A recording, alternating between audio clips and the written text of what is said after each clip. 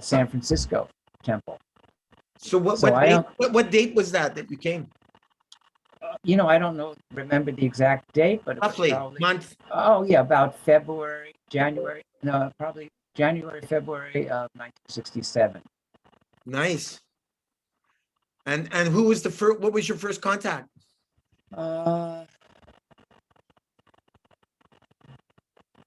I think Kirtanananda. Somebody brought me up. I went into the temple and spoke to somebody. I can't remember who. Because you But were walking by and you were curious. well, I had a job about 3 blocks away, and on my lunch hour, I walked by there. But I had lived in the Lower East Side before I was a devotee. We have Buddha Ryan joining us for the first time. Hare Krishna, Prabhu. Vanchakalpa Haribo, Hare Krishna. Jai. Haribo, Narayana Prabhu, Hare Krishna. Haribo, Madhusudan, Haribo. It's Yeah. been since like 1979 in LA or something Right, like that. that's right. We And the saints. our paths briefly crossed. Yeah, this is wonderful. So Buddha Ryan Prabhu, Madhusudan Prabhu was just telling us how he had a job just a couple of blocks from the temple. And he was walking you. I guess you must have walked by it a few times and you thought to check it out, right? Well, before that, I was living in the Lower East Side, taking drugs and so on. Okay. And so I was walking with somebody who was familiar with the temple, and he went in, and he told me just wait outside, and he just needed to tell somebody something. So that was my first encounter, and then I actually went in during a lunch hour at one point. Went in there Because you were curious. because I was curious. Yeah, And who What, met you? what year was that? 67. That was probably February of 67. Wow. Did Prabhupada did he already leave for the West Coast or was he there? Yes, he had left. He wasn't there. I just spoke to other devotees, and at that early time, they were able to preach and communicate the philosophy, which was very simple. You're not this body. Cha-ching. And it was Kirtanananda. He was the first one to welcome you, you think? Maybe. Well, no, I was talking to somebody in the storefront, and he was at that time, because he was older than everybody. He was like the senior personality. So I'd say, well, you want to come and meet so and so? They brought me upstairs, and he had a shaved head and tilak and dhoti and everything, which, at that time, that was really early. So he was kind of the most extreme. The other devotees, they still had their hair, but Kirtanananda, he was hardcore. Is that it?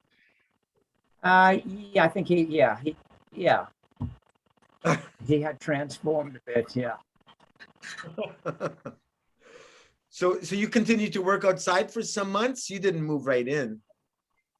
No, I was living at home and then going to the temple for prasadam, lunchtime for prasadam, and staying after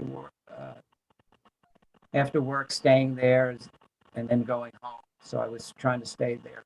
Who were the devotees that you were hanging out with, taking prasad with and hanging out with? Well, Acyutananda was there.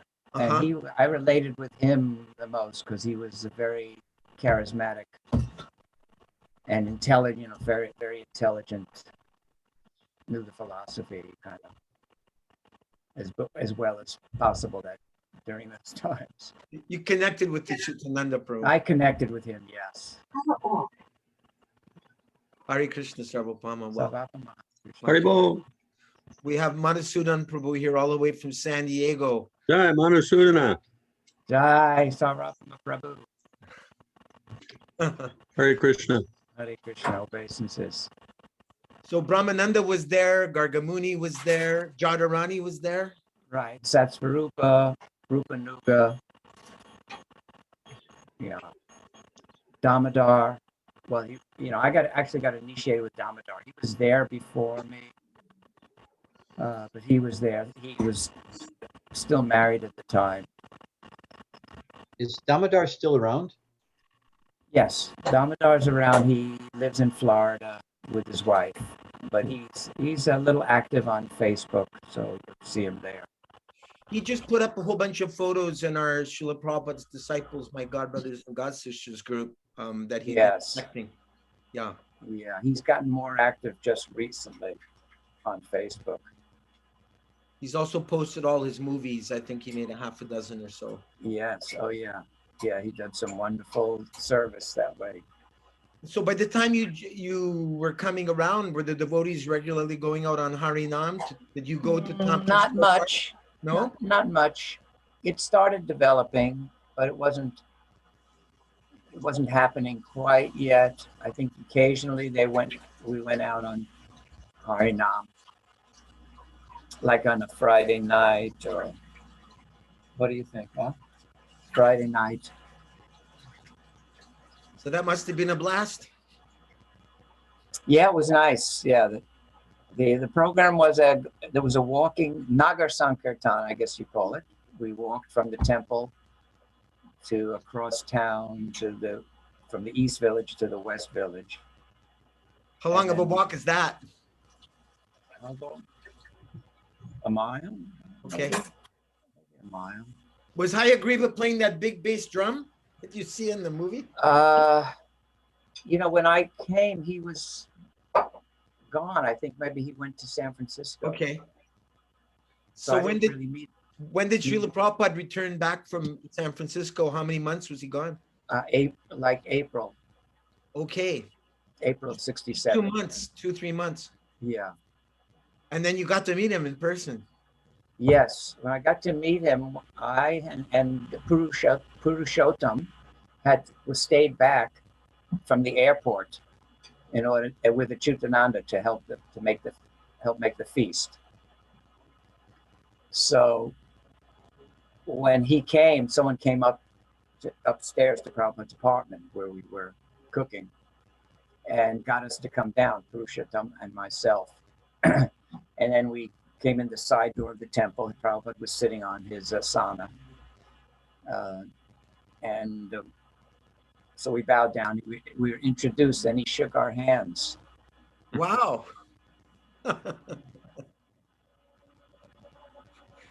You said I'm pleased to meet you or something like that. I don't know how it happened.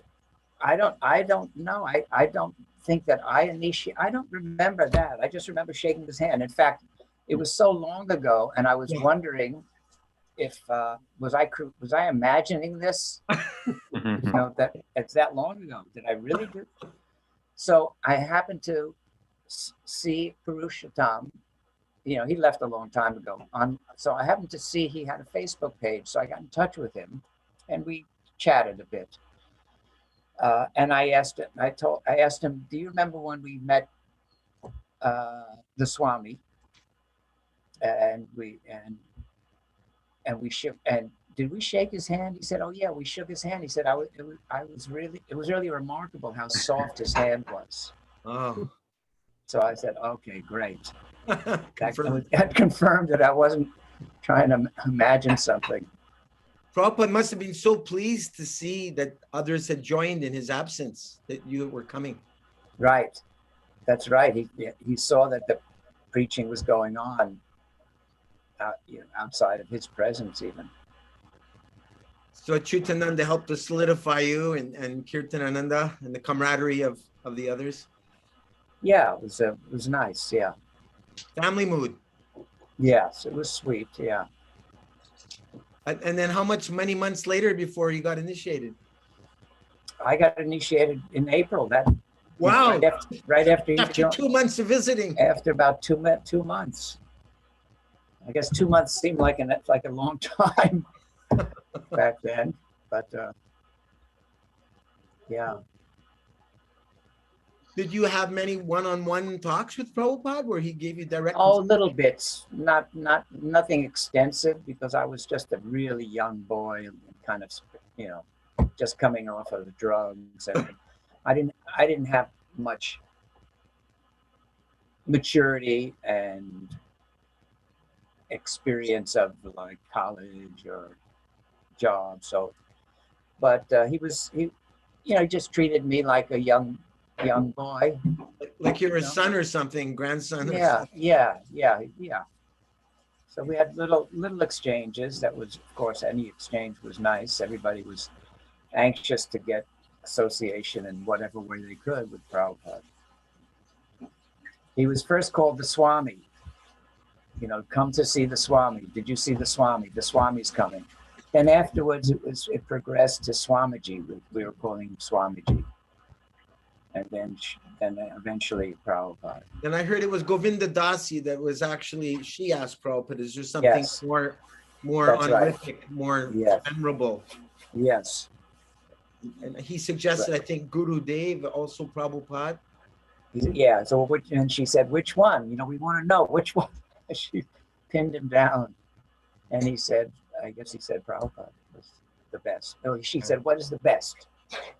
And he said Prabhupada. So that was that. Wonderful.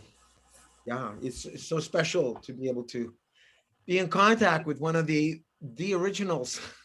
It was interesting that you're having this reading with teachings of Lord Caitanya, because this is one of my first services, was typing the manuscript. Really?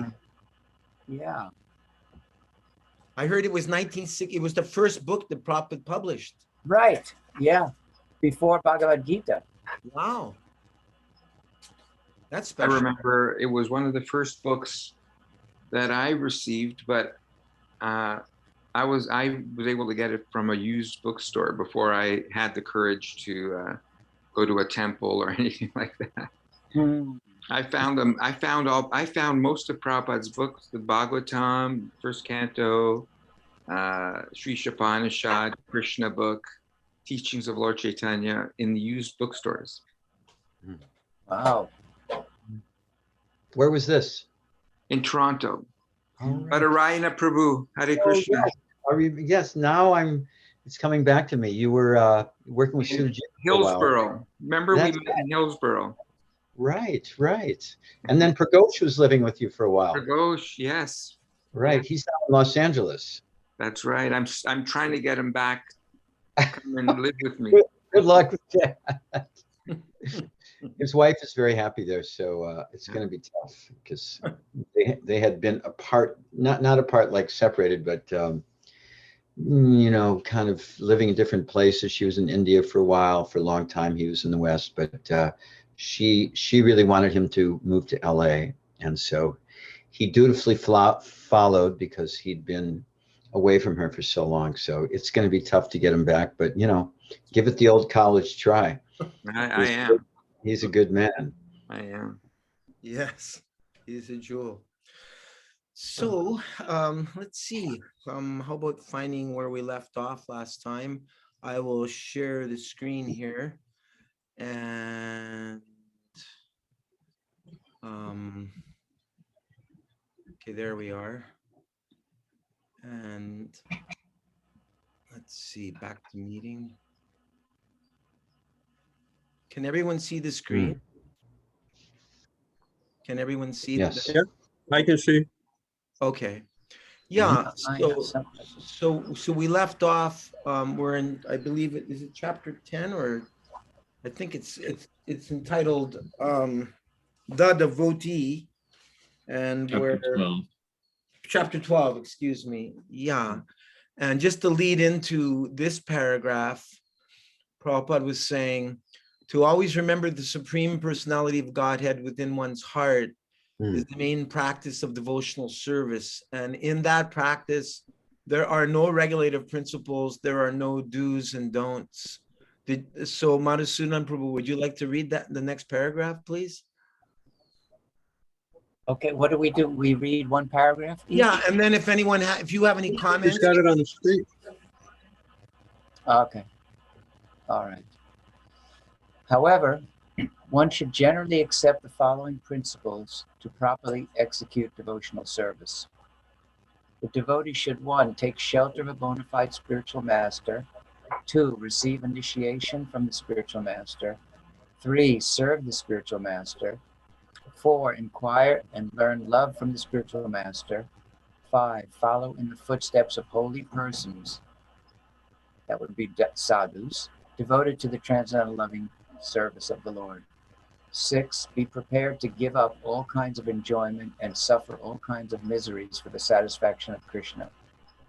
7. Live in a place where Krishna had his pastimes. 8. Be satisfied by whatever is said by Krishna for the maintenance of the body and not hanker for more than that. 9. Observe fasting on Ekadasi day. This occurs on the 11th day after the full moon and the 11th day after the new moon.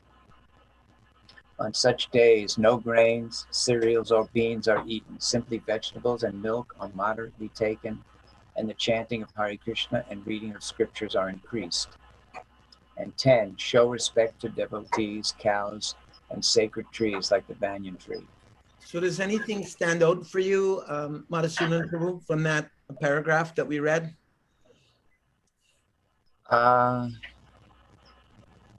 It stands out where I'm lacking, I suppose.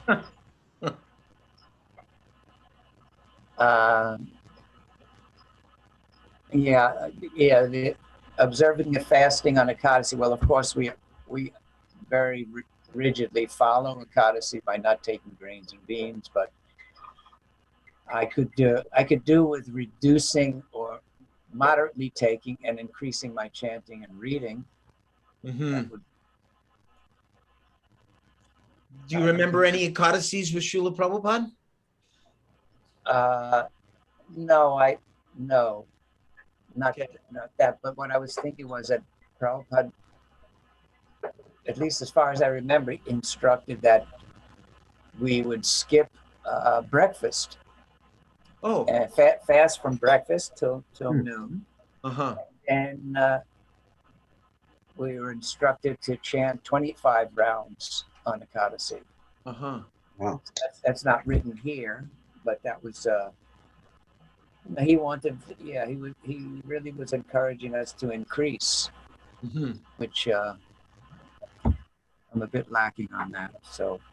No, it's nice to be reminded. It's nice to be reminded. I heard one time a devotee said Prabhupada should be chant 25 rounds in Ekadasi, and Prabhupada said, why just 25? Right, oh, of course, right. Yeah. I think it's, if I can comment here, I find it, if I may. Yes. Number 4, inquire and learn love from the spiritual master. I very rarely heard Prabhupada speak, of course, Prabhupada speaks emphasizing priti, performing devotional service with priti, with love. But to kind of hear it in this context, it really stands out to me. Inquire and learn love from the spiritual master. Oh, good point. It's actually quite beautiful because, it's at the end of the day, learn love for Krishna, learn love for the devotees. That mood of the heart is kind of it's sometimes de-emphasized, or it's kind of emphasized by being conspicuous by its absence in kind of the association of the strictures of devotional service. So I think it's quite salient and beautiful that Prabhupada speaks like that here.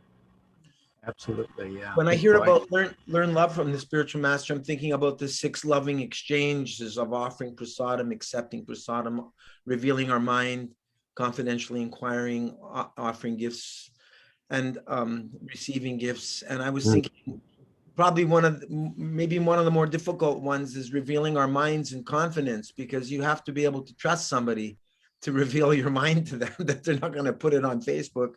But I remember Rupanuga saying, when he was our GBC in Eastern Canada in Ottawa in 76, Rupanuga said, when we think about revealing our mind and in confidential inquiring, he says, it's usually got to do with anarthas. But he said, what Rupa Goswami's talking about is the relationship of Radha and Krishna. That's the confidential inquiring that Rupa Goswami is addressing, not our level of, well, this is my anartha, Prabhu, what's yours? I still remember that. Anyone else, please? Any other? I remember reading this way back, and first time reading this, and hearing about the necessity of taking shelter of a bona fide spiritual master. And for me, I was taking shelter of Srila Prabhupada. You know, this is in 1979.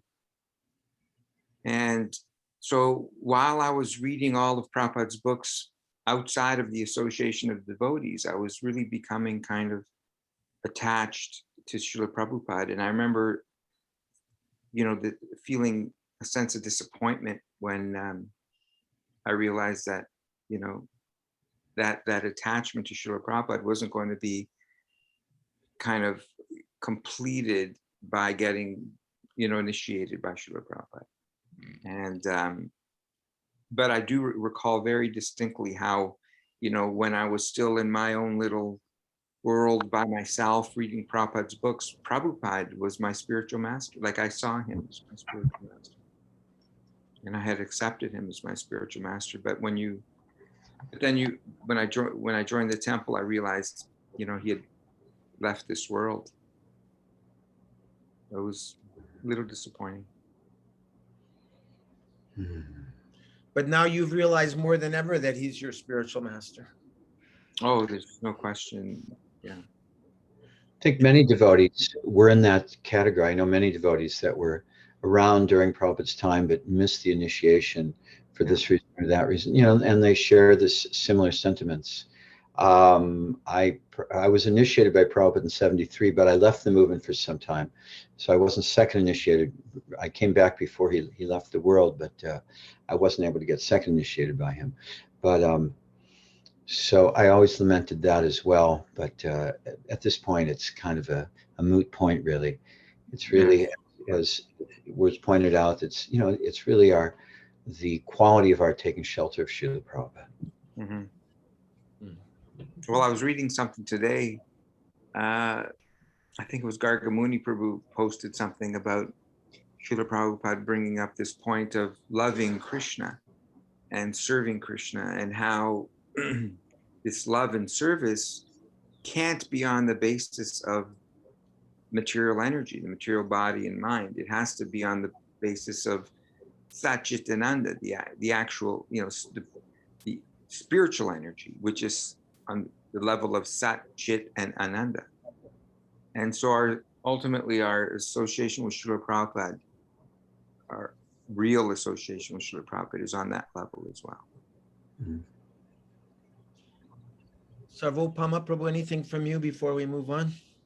Well, just the last thing, it mentions the banyan tree as sacred, and that caught me off guard. I'm thinking Tulsi is sacred, but it's nice to see that other trees may also be, you know, given some respect. I have a kind of a soft spot in my heart for all and any tree.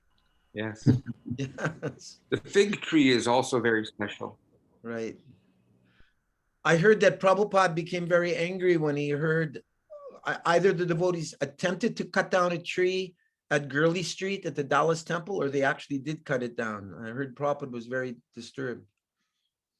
I don't know if anyone knows that story. Well, it's interesting because we just had an arborist at our house today, and we're looking, because we bought this house in Gainesville near the new Bhaktivedanta Institute, and there's a big, not gardenia, what's the fragrant flower? It escapes my mind. Anyway, it's a big, beautiful tree, and so we were just debating. There's some issues with it. It just looks so stately, and some people say it should be taken down, and our ultimate conclusion was, no, let's not take it down. I wasn't thinking about this, you know, Prabhupada being very concerned about, you know, being adamant that they shouldn't cut down the tree. So now this really solidifies my resolve to not cut down the tree. So thank you for that. Yeah, if we had Siddhanta here, he'd probably know the exact story. Hopefully, I hope he'll come. But Narayan Prabhu, would you like to read the next paragraph? Well, there's actually a tiny, just a one sentence and then a complete paragraph. Sure. It is essential for a neophyte devotee who's beginning to follow the path of devotional service to observe these 10 principles. The 11th principle is to try to avoid offenses in serving the Lord and in chanting his holy names.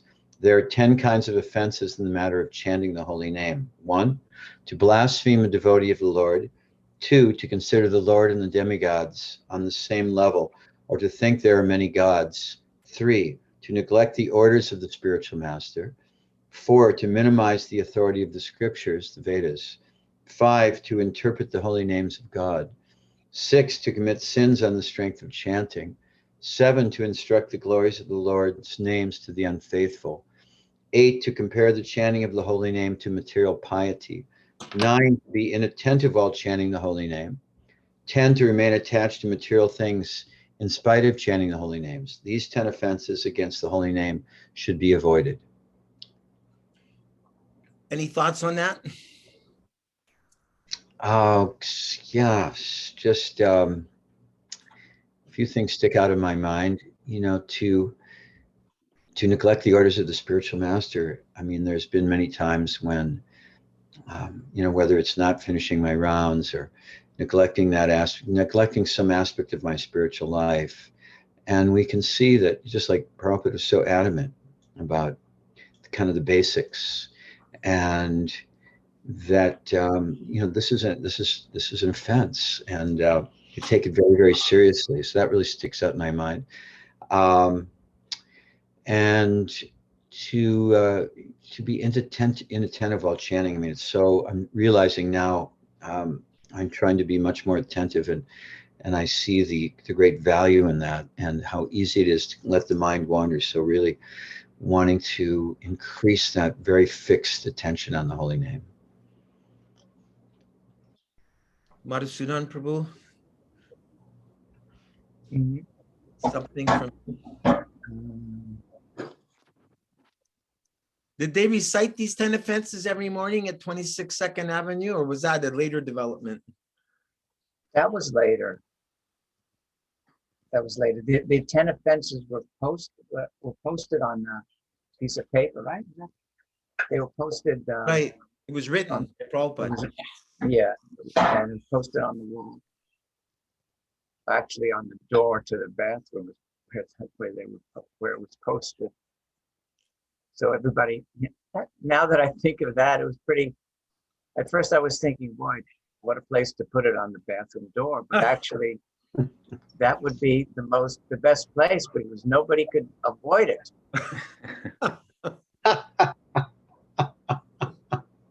The bathroom was just a toilet in the 26th Second Avenue. It was just a toilet room, because it was a storefront. So Right. there was just a toilet, and outside the toilet there was a sink. So where would the devotees shower? In Prabhupada's apartment upstairs. Wow. The way it was behind, outside of the storefront, there was a building in the back that was divided by a little courtyard. So devotees would shower in his apartment. That particularly when he was not there, because I wasn't living there at that point. I think it's at one point. I don't know if I ever showered there. It's interesting here to see that the way we usually read them in the temple, it's a little bit different, because the 9th offense is to preach the glories of the holy name to the faithless, usually we say. But here it's to be inattentive while chanting. And usually that's added afterwards. I was thinking how Srila Bhaktivinoda Thakur says in the Harinam Chintamani, how inattentiveness is the cause of all the other offenses. Mm-hmm. And I'm definitely guilty of that. Yeah. Guilty as charged. Well, our attempt to be inattentive is identical with these Ashtanga yogis sitting in meditation, trying to calm their minds down by, looking at the tip of their nose, and it's the same thing. It's trying to control the mind from wandering, right? Trying to keep the mind. It's just incredible how the mind is so powerful and so obstinate and it goes in all different directions. Just try to control it. Try to be attentive to the holy name and see the state of your mind, our minds. It's incredible. Has anybody, let me show you this book. Hold on a second. This is, has anybody read this book by Acyutananda Swami, The Living Name? I've got it, but I haven't read it. No, not yet. Beautiful book, really Yes. helpful. Uh-huh. Very, he's really quite extraordinary, and he's taken, it's kind of like, who was the devotee that was in, was it Mahanidi? I think that kind of written a great Yeah. book on the name. But Sachidanand Swami makes it, it's very simple, but it's about developing a relationship with the holy name, developing a relationship with Krishna. And it's step by step. I haven't read the whole thing. I've just read a couple chapters. It's very inspirational, and I highly recommend it. The Living Name. Thank you for reminding me to read it. I bought it from Kamalini when I went to the Sadhu Sangha retreat put on by Indraduna Swami a couple of years ago. I have it, and like so many books, I've not read it. It's extraordinary because it's the essence of our practice, and we can see how we enter into the whole realm of bhakti through the holy name, and yet I'm speaking for myself, it's so easy to take for granted. So Sachidanand Swami dives pretty deeply into it, and it's very simple, but it's really about cultivating this deep attentiveness and yearning and focus on the name and petitioning the Lord to, I want to have a relationship with you. I want to speak to you. It's not sahaja-like, it's very practical. And he's taken a very deep dive into this, and he's experiencing pretty miraculous realizations and experiences because Krishna reciprocates with us accordingly to our surrender, and especially to the surrender to the holy name. So yeah, I'd highly recommend the book. Thank you. Mahatma Prabhu was saying that he got a lot of inspiration from Sachidanand Swami. He attended many japa workshops, and he also said to me that he thought the best thing that could happen to me is if I would attend some japa workshops. I did attend one by BBB Swami, but he was saying that Sachidanand Swami went off and he was chanting a lot of japa. He didn't give a number, but he just said he really just got into chanting tons of japa. So it sounds like this book may have been the baby that came out of all that japa chanting and all the workshops. Yeah, it's definitely not coming from the head. It's definitely realized knowledge. Oh, nice. And a realized experience of the holy name. You get that sense. It's not an intellectual exercise. It's an experience. It's definitely Vigyan. And why not? He's been around. He's taken it very seriously, and so I personally really want to try to imbibe that, even just a little bit, but hopefully more than that. I would just like to throw this out there that, thank you. I just like to say that I found the first offense in the holy name to be something to grapple with, especially since I spent the last 10 years finding 878 of Srila Prabhupada's disciples and bringing them together in one group. And it's been painful for me to have to ask a few or even just take a few out of the group, because I saw like some were justifying criticizing others. Like my understanding is that Srila Prabhupada did not want us to shame and blame people publicly. When someone may quote Bhaktivinoda Thakur and say, well, but Bhaktivinoda says that if you criticize someone, if it's for the good of the community, then it should be done. And then others make reference to Bhagavad Gita, that when speaking, one should speak palatably. So there's different views. I recently spoke with one devotee who told me that not only was Srila Prabhupada very angry at, and Pushta Krishna Prabhu was very dear to me. He gave me my name. He told me that Prabhupada had asked him to come up with the name. So when I took my initiation in Detroit in June of '76, Pushta Krishna told me or gave my name to Prabhupada. So I love Pushta Krishna. I established a very loving relationship with him before he departed. But Prabhupada told him that you've made it that Madhudvisa cannot return as a result of telling the other temples that Madhudvisa had fallen from sannyas. And Pushta Krishna intimated to another god brother. I'm only speaking this because Pushta Krishna Prabhu is not present, so I hope there's no offense in saying this. But when Prabhupada asked to see Pushta Krishna and he walked into the room, Prabhupada said, "You murderer!" He shouted at him like this. He said, I was trying to help. Wow. I was trying to help Madhudvisa, and you went. I'm paraphrasing here. I'm elaborating. Prabhupada didn't say these words, but what was explained to me is that Prabhupada wanted to save Madhudvisa, but Pushta Krishna made a mistake by disseminating this letter to all the temples. Madhudvisa has fallen from sannyas. He's gone off with a woman. And Prabhupada shouted at him, "You murderer." So Wow, that's incredible. He yeah, actually it's said, very "You heavy. murdered." That's incredible. Yeah, I never heard that, but I did remember that Prabhupada said that he made it more difficult for Madhuvisa to return by whatever. Right. Yeah. Yeah. That's fairly, and that's reported in Siddhantas. I think a couple people have recounted that anecdotally, but I never heard that Prabhupada said. That's because I got this information from the devotee that got it directly from Pushta Krishna. Wow. And I'm reluctant to say his name because if this broadcast goes out to Pushta Krishna Prabhu's wife, it may agitate her mind. And I don't want to do that, because we all love Pushta Krishna Prabhu. But anyway, I'm just throwing that out there, there's certain things I'm not happy about in our leadership in ISKCON, but I try to do my best not to mention names because I don't want to blame and shame someone publicly. So it just seems to be a thin line. Do you see where I'm going at with this point? Mm-hmm. Yeah. Well, but you as a moderator of this forum, you have kind of taken on a leadership position.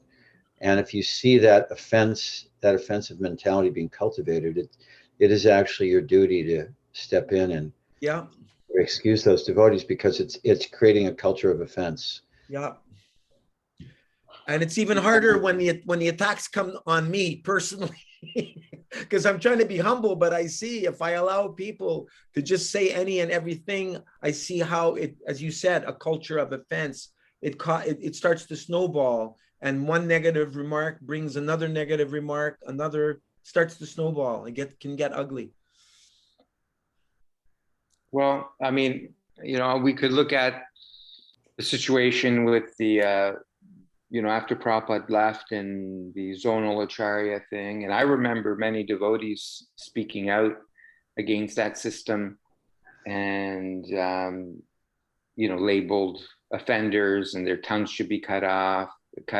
And meanwhile, they were expressing their, grave concerns with the system, right. And they were right. In retrospect, they were right. So they were called. And I remember Caitanya Swami and what's his name? He was the Sankirtan leader in New Vrindavan. Dharma and Mahabodhi, they came to Toronto and they were like a hit squad. They were like ready to take some of these devotees out, like Krishnadas and Vishwakarma. Krishnadas said if he came to New Vrindavan, he was told that he would not live. Yeah, so, I mean, and I know that Vishwakarma was not offensive, for example, though I was initiated by Kirtananda, he was not offensive in front of me. He was just expressing his disagreement with the system. Right. Now, I mean, he was an offender, but in retrospect, he wasn't. He was someone who was trying to reform something that was drastically and very profoundly wrong. So, I mean, there's devotees who feel very strongly about certain issues. And if they speak out against it, it's very easy because it's distasteful. And it is. I find for myself that, I'm not in any position to change anything in ISKCON management.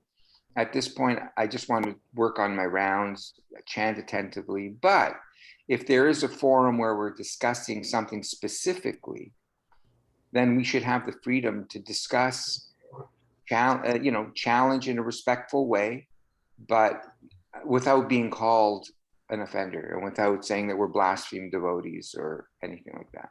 That's very difficult to moderate. Agreed.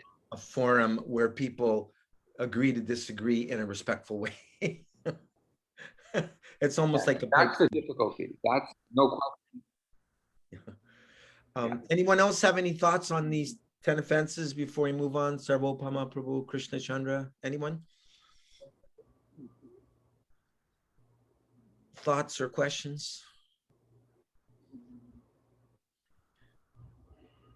They're always repeated at the end of every initiation ceremony, right?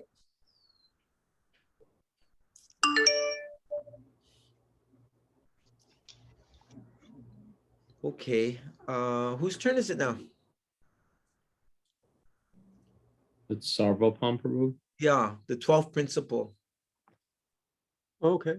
The 12th principle in the execution of devotional service is that one should avoid the association of unholy non-devotees. 13, one should not attempt to have many disciples. 14, one should not take the trouble to understand many books or to understand partially any particular book, and one should avoid discussing different doctrines. 15, one should be equipoised both in gain and in loss. Number 16, one should not be subject to any kind of lamentation. 17, one should not disrespect the demigods or other scriptures. 18, one should not tolerate blasphemy against the Supreme Lord or his devotees. 19, one should avoid ordinary topics of novels and fiction, but there is no injunction that one should avoid hearing ordinary news.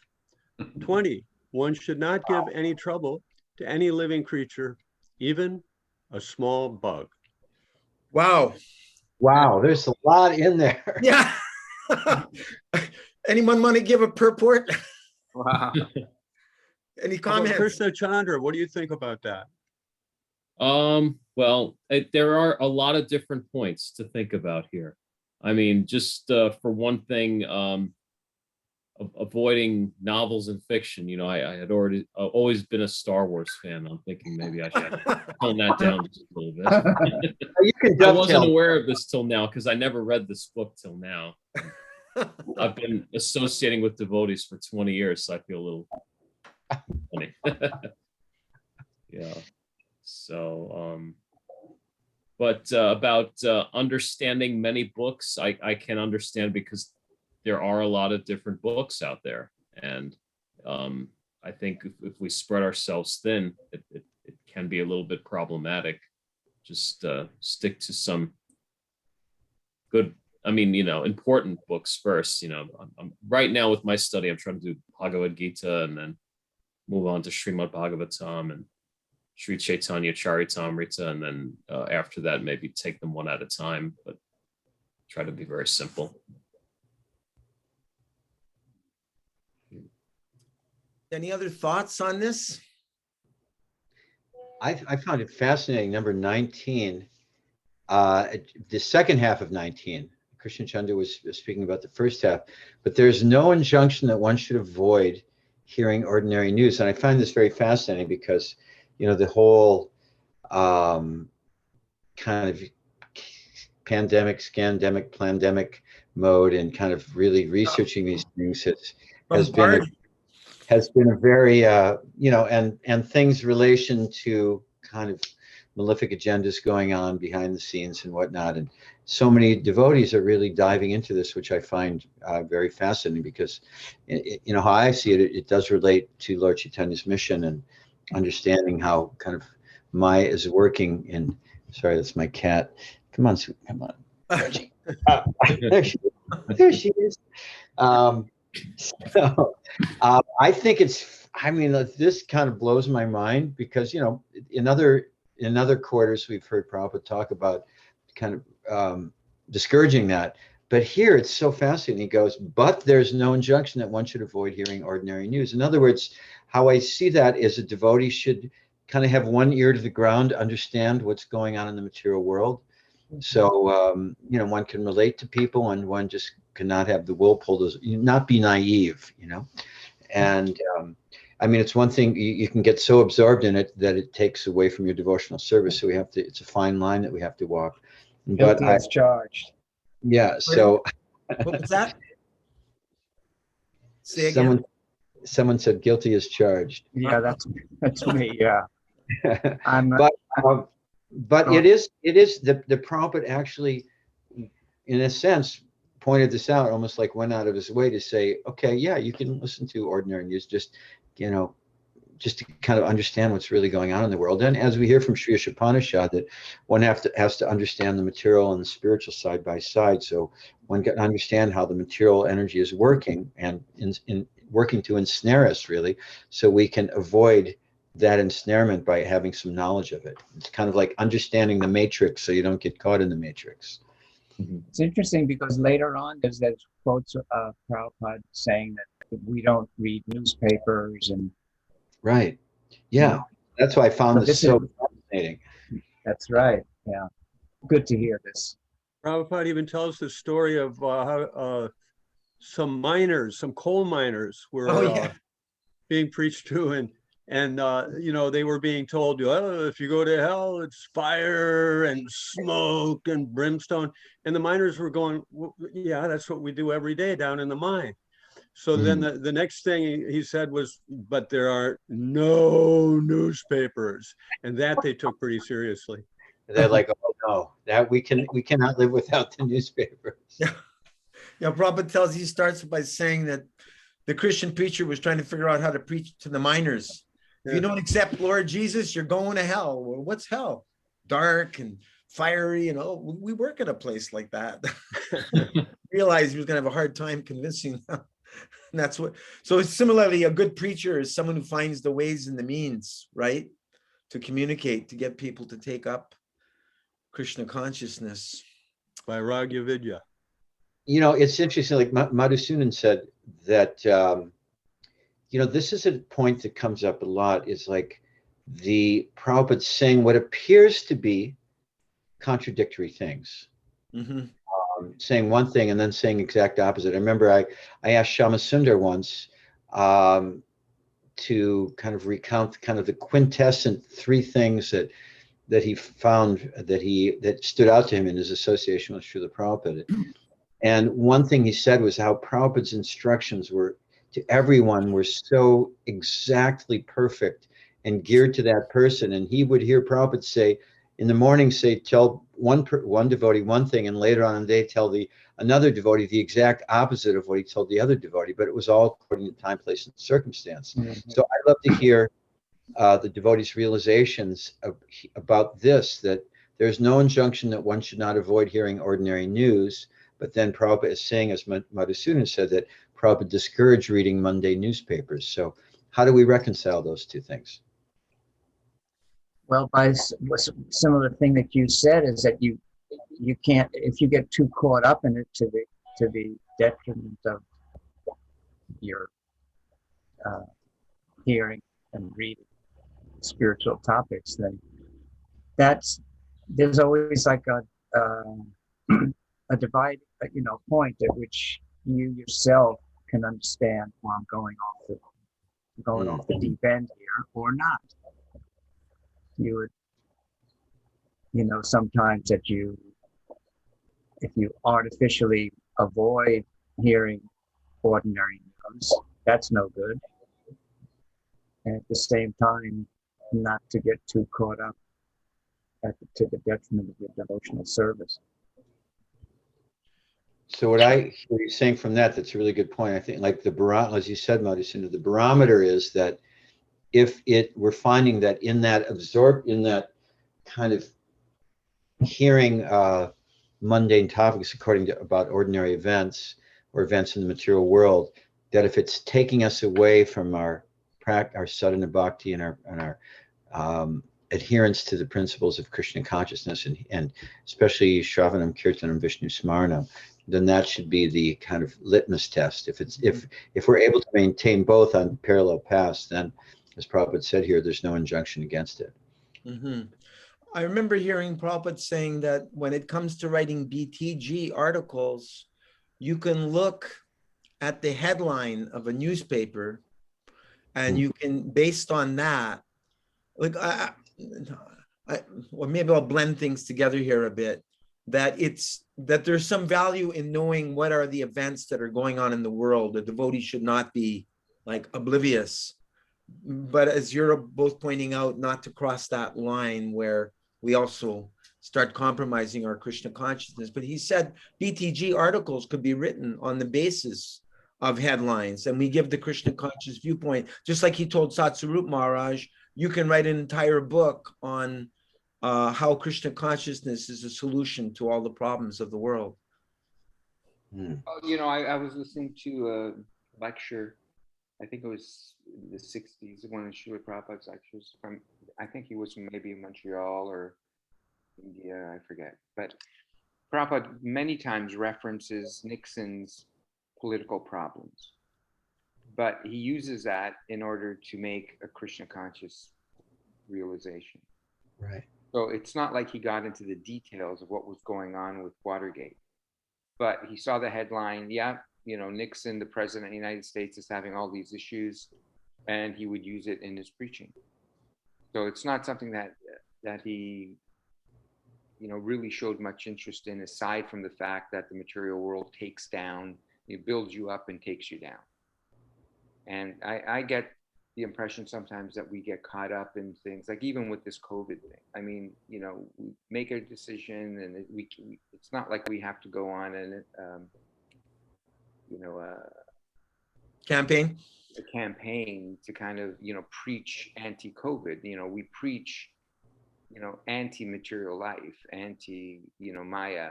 You know, we pro remembering Krishna Smaranam, right? That's what we preach. And then from that, the perspective of all of this other mundane stuff, we put it all in perspective. Everything comes into perspective. But otherwise, we get caught up, we get drawn in. Yeah. It's distracting us from remembering Krishna. Is it helping us remember Krishna?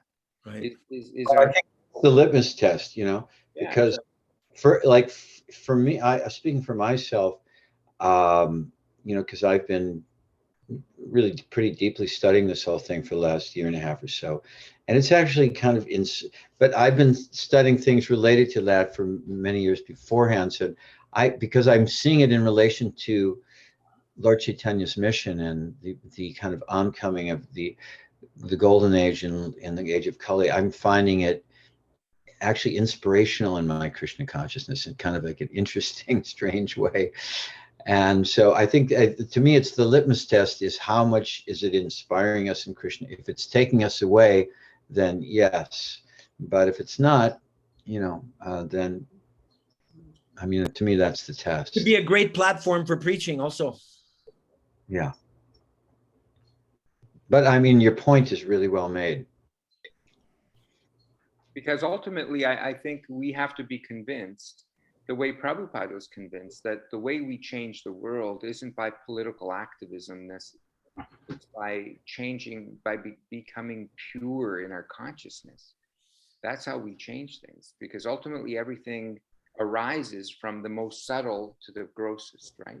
Like this entire material manifestation, this entire, you know, material world that we're in is generated from the Acyutananda platform, from the false ego. As soon as and the false ego is explained by Prabhupada in different places as being half spiritual and half material. So it's kind of like the middle ground. So, you know, if we really want to affect the material world, it begins from that most subtle element. And sometimes we get caught up because we get, you know, we're from the, you know, we've spent so many lifetimes infinite lifetimes here in the material atmosphere that we think that we're going to change things through activism, you know, like, you know, marching and fighting for this cause or that cause. And that's not going to work. Oh, I agree with you wholeheartedly. I also think that in relation to kind of being aware of what's going on in the material world, that just like Prabhupada spoke very strongly against the communist influence Oh, at so many levels, and and kind of like the corporate influence, and kind of becoming, and what I see as a tendency for the leadership of ISKCON to become influenced by perhaps this some insidious agendas which are very malefic and can be very destructive to the Krishna consciousness movement long term. So, that's what interests, that's why I have a kind of a I keen agree. interest. I think it's really important. In fact, I see sometimes disturbingly that because of our connection to material political, doctrines and philosophies, that we end up reading Prabhupada's books through those lenses. Mm. Then there's certain things that we read that Prabhupada says that disturb us because we're seeing it through this political perspective, material political perspective, Right. which that's the whole idea of politically incorrect. Literally, like the word itself says politically incorrect. So, many statements Prabhupada said aren't seen from the spiritual platform. They're seen whether they're politically correct or not. And And that's the death of the purity of the Krishna consciousness movement, right? absolutely, absolutely. And because if you fast forward that, if that woke that woke culture kind of dynamic, which has captivated the world, which has contaminated the world right now, such an insidious influence, you fast forward that, it leads to the burning of Prabhupada's books. Absolutely. It's Because already. Prabhupada offended everyone and their mother. Prabhupada said if they knew what I was wanting to accomplish, they would kill me. Huh? They would what? They would try to kill me. Yes. So but Prabhupada did it in a way, he wasn't speaking from a political standpoint. He was just speaking the truth. He says, this is what it says in the Vedas. This is Krishna's perspective. I'm just representing it as it is. If you like it, great. I mean, if you don't like it, not my problem. This is. I am not saying, Krishna is saying. Exactly.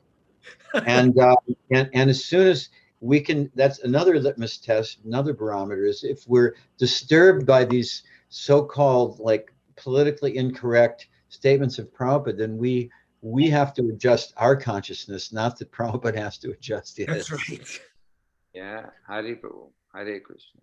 Bhattarayan Prabhu, I'd like to introduce you to an amazing devotee from Pakistan, Nita Maheshwari. Her and her family helped to inspire the Pakistani government to donate 1 million rupees to publish 10,000 of Prabhupada's Bhagavad Gita in Urdu and Sindh language. That's Nita Maheshwari there.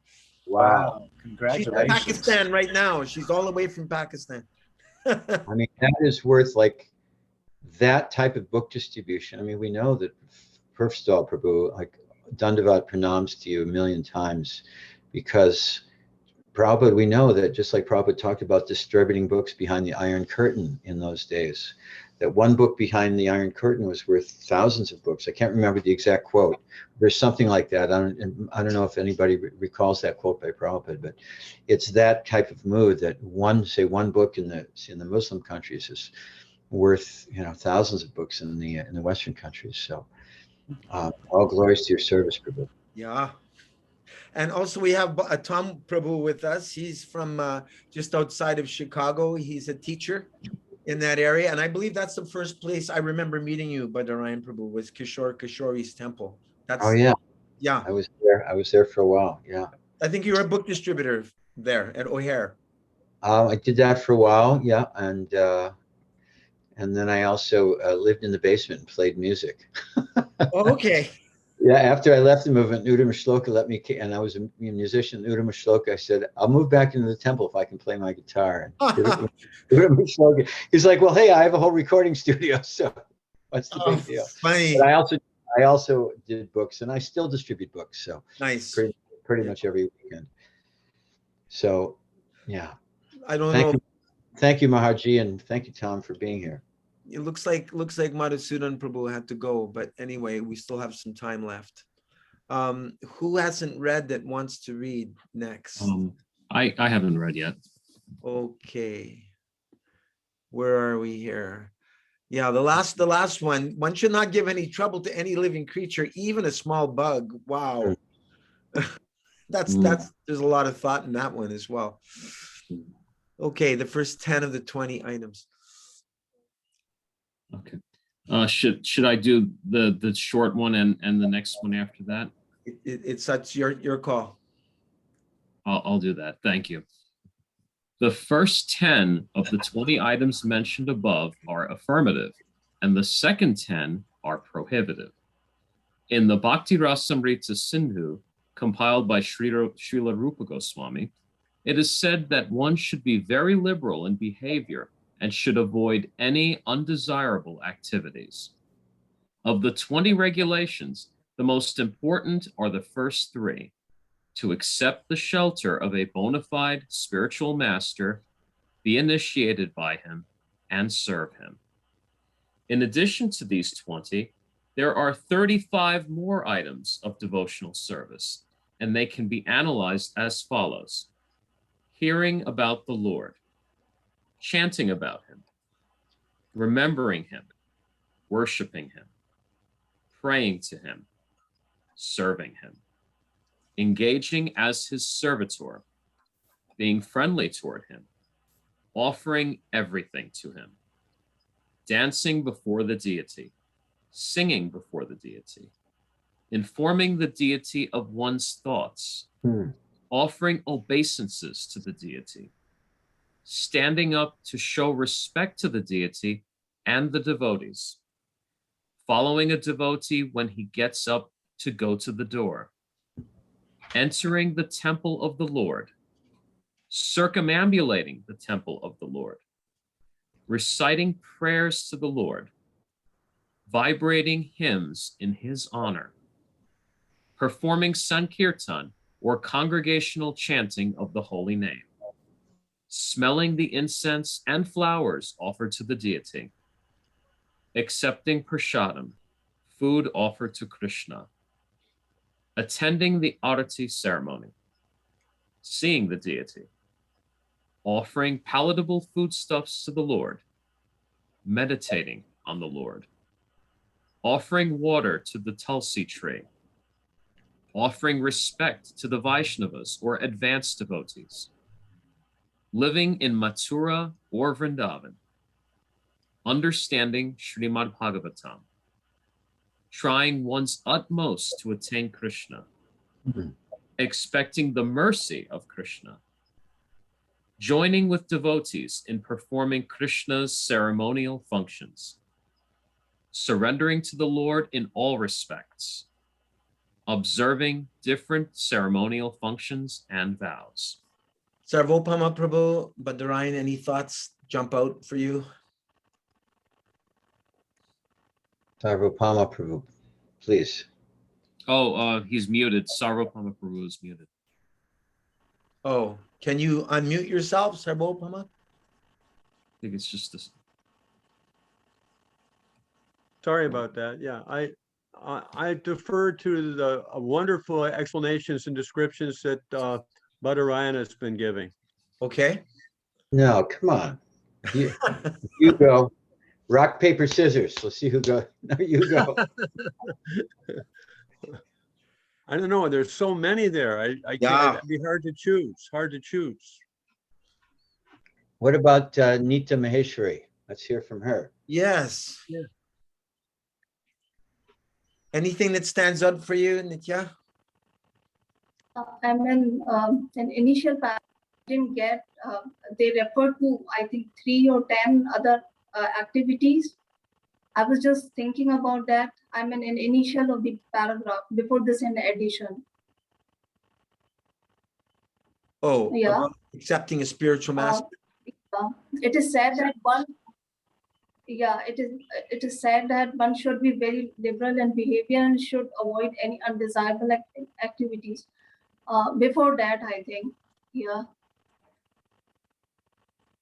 Above these lines. That's a whole other big section. Yeah. Okay. Do you remember what it was that stood out for you?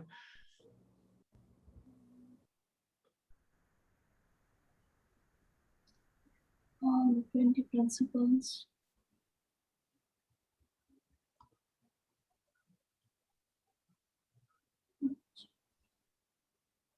I don't know. Um, yeah, yes, my actually concern was to know what they're talking about, which 20 principles. Oh. That was 2 paragraphs Okay. preceding, I believe. Yeah. In addition to these 20 items. So which are those 20 items? Yeah, I guess you must have come in late. You missed that section. It's just a few paragraphs back. They're all numbered. Yeah, you'll have to review that. Sure. One thing that stood out for me is informing the deity of one's thoughts. And I remember, I remember That hearing was that Bhakti Tirtha Swami, he used to go in front of the deities at the end of the day, because I believe this is in the nectar of devotion as well, something similar to this, where you tell the deity what service you did for the deity, for Krishna that day, or like we would do with book distribution results, right? We distributed so many big books, so many medium, but it doesn't just have to be books.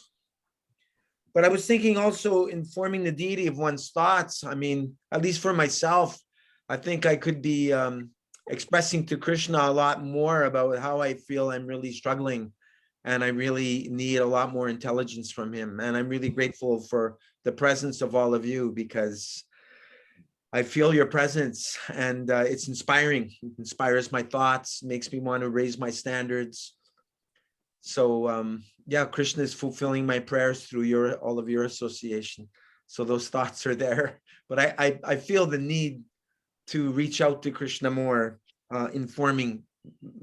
My deities are just basically pictures, except for the one I have beside me here. But I need to talk to Krishna a lot more, that's for sure. You know, I was that point really hit me too. That's one of the main points that hit me, and I feel the same way, Gora. You know, and I see it as, you know, treating Krishna like he's a person. He is a person. He's our best friend. He's he's our dearly beloved, and he's really waiting for us to just go, hey, this is what's happening with me, and I need your mercy and help me, and you know, reveal, just like we'd reveal to one of our best friends. And I this is what I hear from this: informing the deity of one's thoughts. It doesn't just say informing the deity of one's thoughts in terms of the service one did today, but informing the deity of one's thoughts. So I really can relate to what you're saying, Gora, just that we can speak to Krishna. You know, I'm struggling with this, and this is, I'm challenged by this, and I'm really not sure what I should do in this situation. Please, you know, please inspire me with the right answer and the right way to do this. And just, you know, talking to Krishna like he's our best friend, because, you know, he is our best friend. So it's inspiring to see this as one of the directives here. And for me to be peaceful enough to hear when Krishna is answering. Yeah.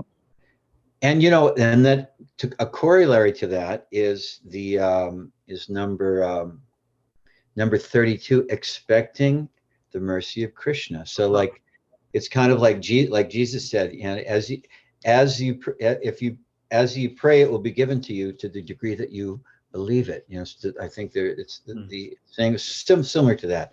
As you believe, it shall be given unto you. So in other words, that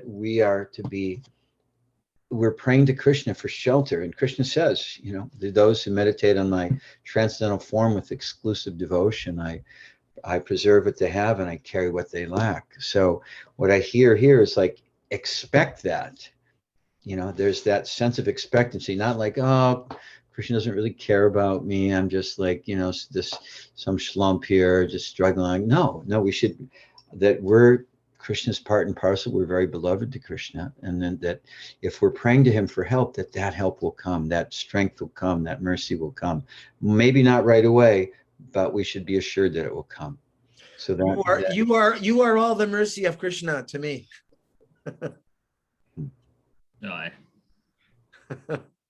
I see 31 directly related to that as well, like to the Rupa Goswami's instructions,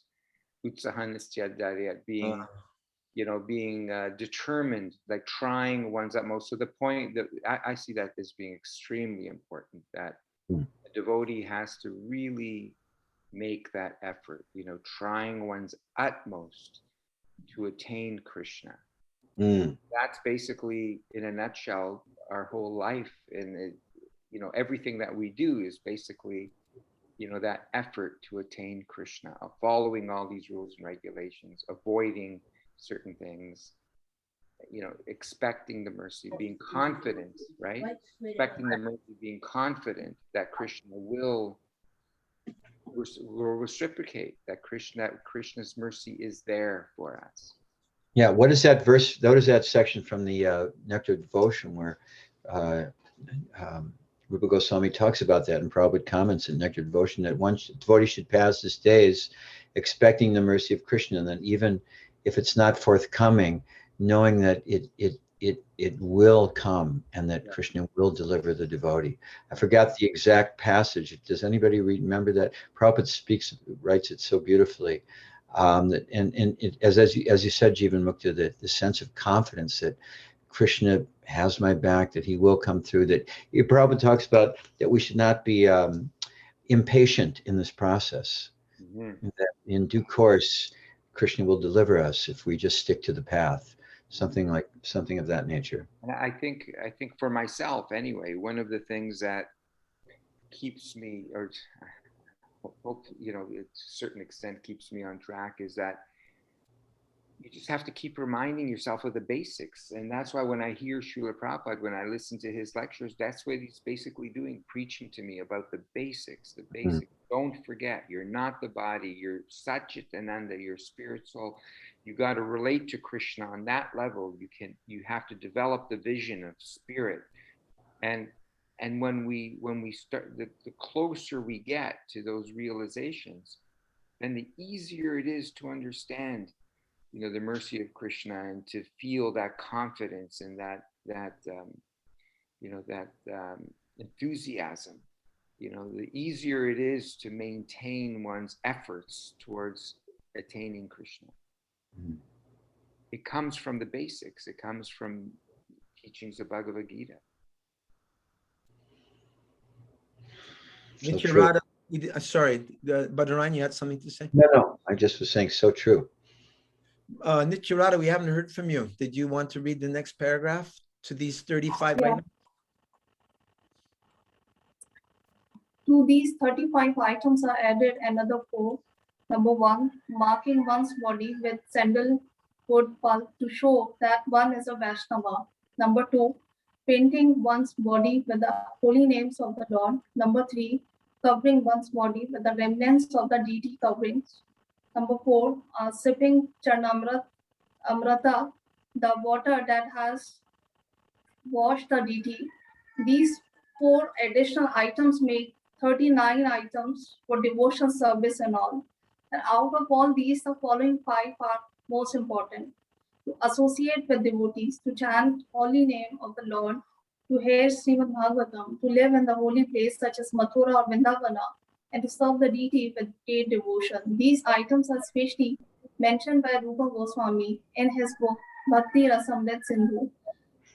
The 39 items above plus these 5 items, totally 44 items. Add to these the 20 preliminary items, and there are total of 64 items for conducting devotional service.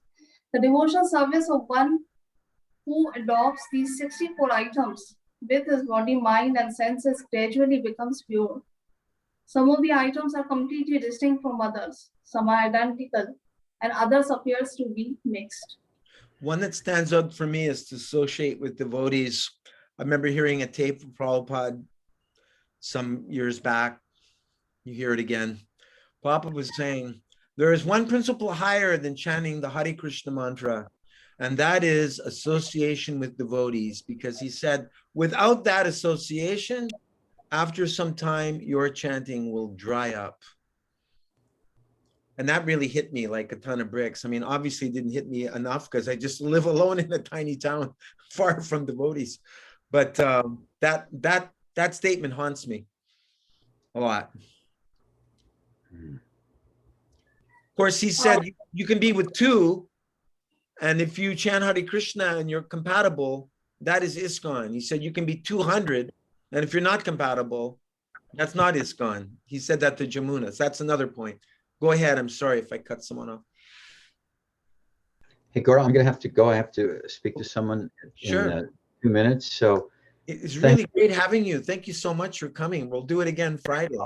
Yeah, Friday I won't be able to make it, but next Monday. Monday would be good. Monday or Wednesdays are good for me. Super. I just offering my most humble obeisances to everyone. Very grateful to have your presence. Thank you so much for coming. Likewise. Hare Krishna. Hare Krishna, Prabhu. Hare Krishna. Make your acquaintance. Badarayan Prabhu ki jai. Hare Krishna. Oh, Sikarani's arrived. The queen of the Sikas has arrived.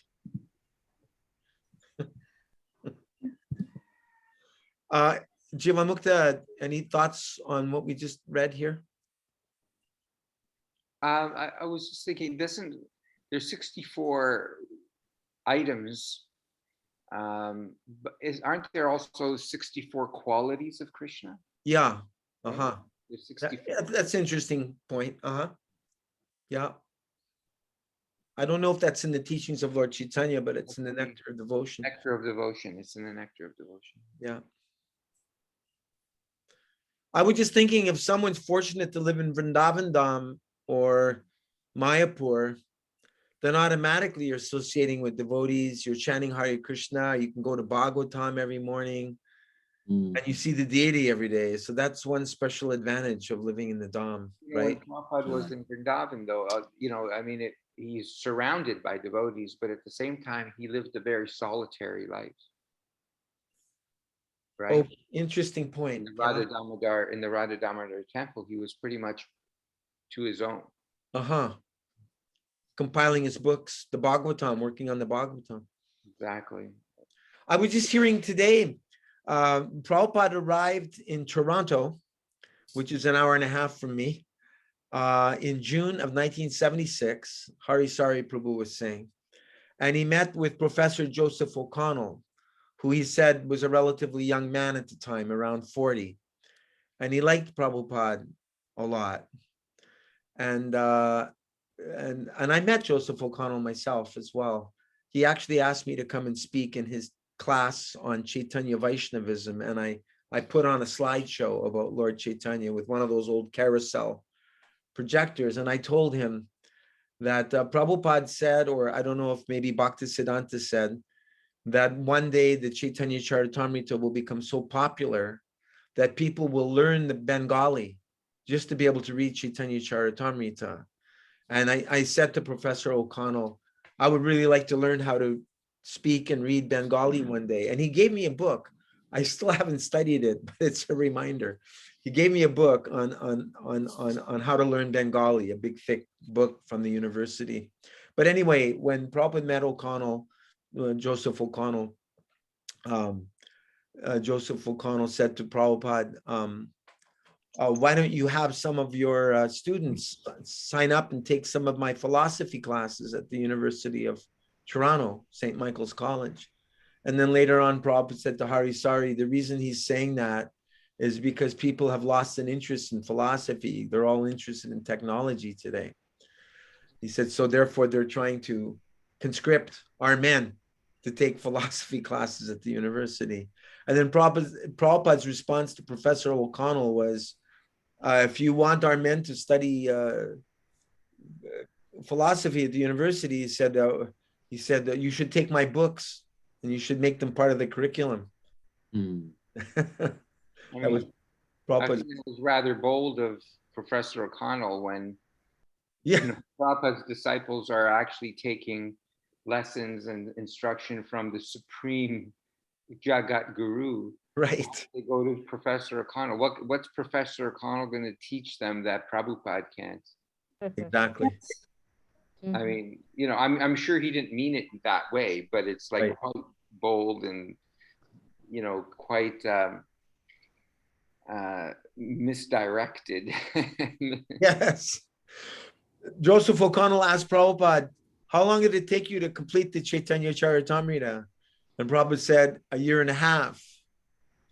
And then he said the way he did it is he'd go to bed by 10:30 and wake up at 12:30. Wow. And he said he would then finish off any rounds he hadn't finished.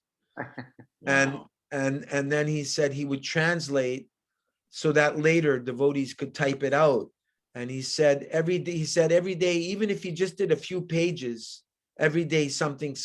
And he said just like little drops of water wear away a hole in a stone. And then Harisari said, gave a humorous story, and he said that some kind of what do they call it? Testimony, like when a professor writes and praises a book, like recommends it to others.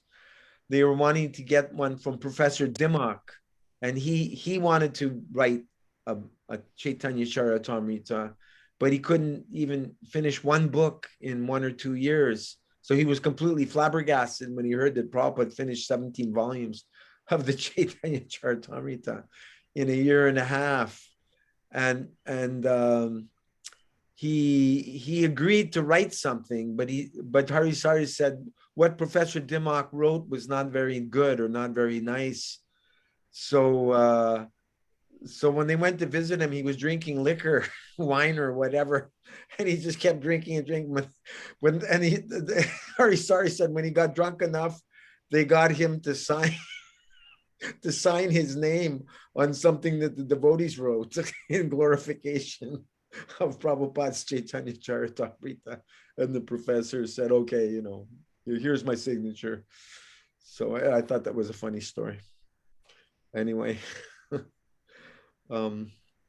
anything from anyone else? Do you want to continue reading? Shall we call it an evening? It's up to you, all of you.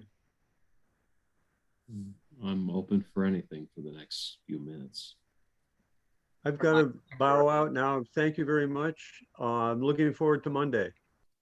Or is it Friday? Friday, yeah. Friday. Yeah. Hare Krishna. Thank you, Sarmo. Thank you very much. Thanks for coming. Hare Krishna. Hare Krishna. Jivan Mukta, are you done or you have some time? No, I have a little time. Okay, we haven't heard from Sikarani. Would you like to read the next paragraph, please? Srila Rupa Goswami has recommended. Okay. Srila Rupa Goswami has recommended that one live in the association of those who are the same mentality. Therefore, it is necessary to form some association for Krishna consciousness and live together for the cultivation of knowledge of Krishna and devotional service. The most important item for living in that association is the mutual understanding of the Bhagavad Gita and Srimad Bhagavatam. When faith and devotion are developed, they become transformed into the worship of the deity, chanting of the holy name, and living in the holy place like Mathura and Vrindavana. The last We're five just items. reading a paragraph each for now. Okay. Yeah. And anything from anyone? Question, comment? Before we move on. Well, it's just not interesting how Prabhupada says that when faith and devotion develop,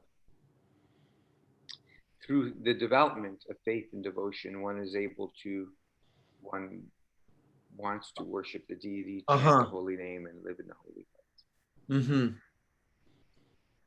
Yeah. So, it's simultaneous development, right? It's just like Prabhupada gives the example when you're hungry and you eat, it's simultaneously you fulfill the desire to taste food and your hunger disappears at the same time. So this is a symptom that our faith and devotion develops when we want to worship the deity, when we want to chant the holy name, when we want to live in a holy place. Right. Jivan Mukta, I don't know if you read, did you, Prabhu? No, I haven't. Oh, please, the last 5 items. The last 5 items mentioned after the first 39 are very important and essential. If one can simply discharge these 5 items, he can be elevated to the highest perfectional stage, even if he does not execute them perfectly. One may be able to perform one item or many items according to one's capacity. But it is the principal factor of complete attachment to devotional service that makes one advance on the path. Some devotees in history, like Maharaj Ambarish, attained perfection in devotional service by executing all the items of devotional service, while many others attained perfection by discharging the duties of only one item. Some of the Maharaj Parikshit, who was liberated and fully perfected, simply by hearing. Shukadev Goswami, who became liberated and attained perfection in devotional service simply by chanting. Prahlad Maharaj, who attained perfection by remembering. Lakshmi, who attained perfection by serving the lotus feet of the Lord. King Prithu, who attained perfection simply by worshipping. Akrura, who attained perfection simply by praying. Hanuman, who attained perfection simply by becoming the servant of Lord Ram. Arjuna, who attained perfection simply by being a friend of Krishna's. And Bali Maharaj, who attained perfection simply by offering whatever he had in his possession. Any thoughts on that? Yeah, like it shows everybody's path is different, but the motive is same. And that's the service of Lord. Mm-hmm. Being a friend or being like a devotee or being just, I would say, uh, for Hanuman, like he was just kind of the servant of Lord. So everybody is in a different position, but yeah, they are all trying to serve the Lord. Prabhupada's statement that the principal factor is complete attachment to devotional service. And then that devotional service can take on many different factors. I remember one devotee, I won't mention, but he was like going on about being critical that some devotees weren't going out and preaching and they weren't engaging in devotional service. I had to remind them, like, devotional service is as simple as chanting. You know, that's devotional service. Mm-hmm.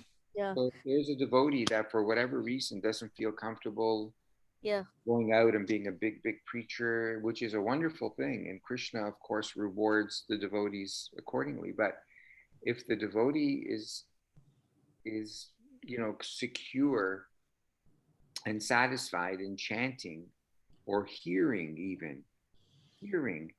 for example, someone may, for some reason, not immediately have an attachment to chanting, but they absolutely relish profoundly hearing Prabhupada's lectures, hearing others chant the holy name. They may not themselves be great chanters, let's say, but they really enjoy one of these other methods of serving. That's service, that's devotional service, and that's perfect and complete in itself. Mm-hmm. That's what we have to remember. Any of these are perfect and complete in themselves. Mm-hmm. Yeah. You're reminding me, Jiva Mukta, of in Prabhupada Memories, Siddhanta's interviews, we have one godbrother named Banabhata Prabhu, brother of Jagat Purush Prabhu. Banabhata had been on Guru Kripa's Namahata party that raised so much Lakshmi for Mayapur and Vrindavan temples. Anyway, Banabhata was in Mayapur and he was like the temple commander. And this was one of the first Mayapur festivals. And he was in charge of engaging everybody who arrived in Mayapur, anyone who arrived for the Gaur Purnima festival. Bhanubhata, had a ton to do. So he would try to find a service for everyone who would arrive. So one particular devotee arrived, and he said, okay, well, I've got a bunch of service for you to do. And the devotee said, I'm just here to chant Hare Krishna. And Bhanubhata got really frustrated, because he wanted to hey, come on, I have so much needs to be done here, and you just want to chant Hare Krishna.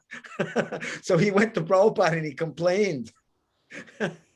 This devotee, he just wants to chant Hare Krishna. He doesn't want to do any service. And Prabhupada said, oh, you think that chanting Hare Krishna is not devotional service? He said, it is the highest service. Yeah. And he said, if that's what he wants to do, then just, leave him alone. Let him just chant. Yeah. Yeah. True. I was going to ask everyone, do you have a favorite service that you like to do of these nine methods? Hmm. Oh, Well, wow. for me, Siddhanta Prabhu isn't here, but I know that hearing Srila Prabhupada's pastimes are just drips with nectar. Yes, out of this world. True. And for me, it's just it's one of the sweetest, processes of devotional services is hearing those pastimes. Jai. For me, it's associating with devotees. So whatever I do, I like it with devotees. Either it's chanting, either it's kirtan, either it's book reading. I don't like it doing alone. I like to do it with devotees. Yes. Comparatively. Things go better with association. Um, Prabhupada was saying in one place, you can be enjoying some music in a room by yourself, you can be listening. But he said, but if a friend comes over and you play that music for them and they like that music, then you really start to enjoy. So Prabhupada said enjoyment means two. But in another place, that two is actually us and Krishna. Because I'm on my own all the time. I think, oh, gee, I wish I had another devotee with me. But I realize I have to mature to realize that I'm never actually alone. We're all different, and we all go through different phases in our lives. I mean, I totally enjoy being by myself, and I enjoy association, but I really do enjoy, being like that solitary time. And we're all different, and there are some devotees that really just are more social, and so it doesn't have to just be one way or another. Right. We're all different. Just like here, we're seeing all these devotees who attain perfection in different ways. Mm-hmm. Ultimately, it's the same way because one leads to all the others. When one attains perfection by chanting, then the devotee's automatically surrendering everything to Krishna. He's automatically, worshiping and and praying and becoming the servant automatically, because everything is contained in the one activity, right? Everything is in each one of them. Remembering, right? When we're hearing, we're remembering. Mm-hmm. And when we're remembering, then we want to chant. And we are praying to Krishna. We want to surrender to Krishna. We want to give everything back. It just leads, it's all contained. Just like, like if we consider the verse Om Purnamada Purnamidam, perfect and complete. Everything in devotional service is perfect and complete. Everything. Nothing lacking, nothing missing. It's Acyutananda. So anything that is on the platform of Acyutananda is perfect and complete. Nothing lacking. I'd like to share something. Please.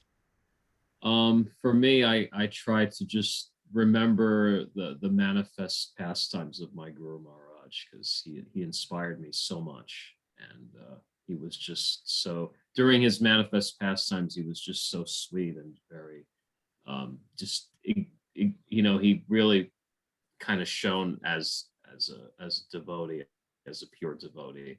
And I try to remember those times just to stay inspired and just to at least do my duties as a disciple, to chant my rounds and to just do the best I can. To be quite frank, I got really distracted along the way with a lot of trivial things, and I'm trying to get back on track. So just doing the best I can.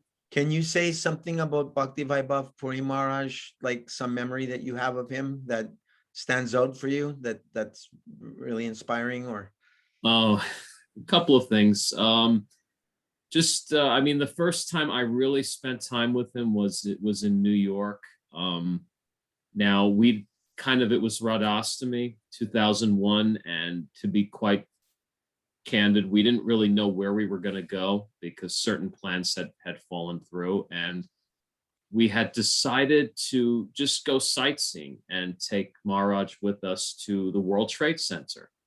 So we got some parking there, and there was a parking attendant there. I took a photo of it a long time ago. It's somewhere on my Facebook.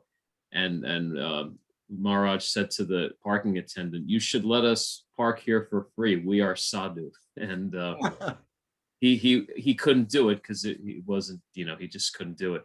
And then he just said that it's an important thing, and soon, like, that none of this may be here in the near future. So I don't know, in retrospect, because like that, the 9/11 happened like 2.5 weeks later. So that was kind of amazing. So then we went together to Tower 2, and we went to the observation deck, and all of a sudden, I mean, this was totally unplanned.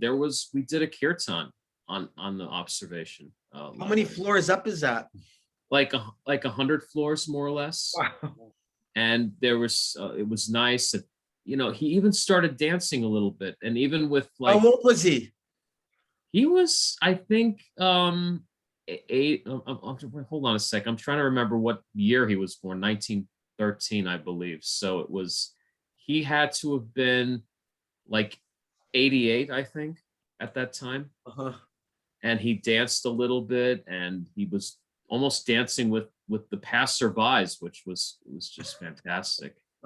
And I'll tell you, like, on our way back, we were so fired up.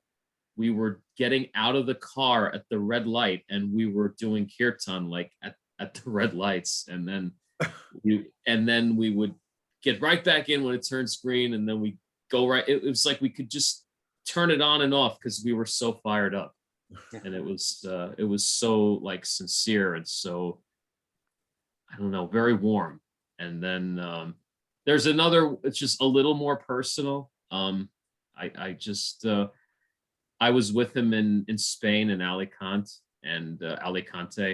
and he was always concerned about my well-being. And then he asked me, did I take prasadam? And I kind of gave a weak yes. I don't really remember why, but he kind of, I was in his like cottage, and then he went to the kitchen area, and he was like kind of rummaging through the pots looking for food for me. So that's like my most precious memory.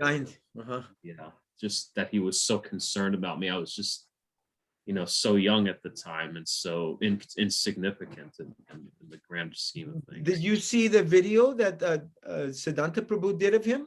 I did. I watch it, from time to time, every so often. It was very well done. And the subtitles help, but of course I don't need them, but it's always a little helpful to have those. Yeah, and then there are other videos, like there's a video of him speaking at Tompkins Square Park. There are a few of them online as well, but Siddhanta Prabhu's is really nice. Yes, hopefully he'll come back on Friday. I believe he will. He should. I'm thinking maybe we can continue. I have to. Jivan Mukta? Yeah, I've got Me it. too. I've got a busy day tomorrow. Yeah, me too. Tomorrow, next time we'll hear about Ambarish Maharaj and how he did all 9 forms of devotional service. He didn't just have a favorite. So That's it. thank you very much for everyone for coming tonight whenever you could. And Krishna willing, may we all come together again on Friday. Yeah. I'll try to get Madhusudan back if I can. And Ryan next Monday maybe. Panchakalpa Trubhyascha Kripa Sindhubhya Eva Cha Patitanang Pavanebhyo Vaishnavebhyo Namo Namaha Srila Prabhupada Ki Jai Nitai Gaur Premanandi Hari Hari Bol.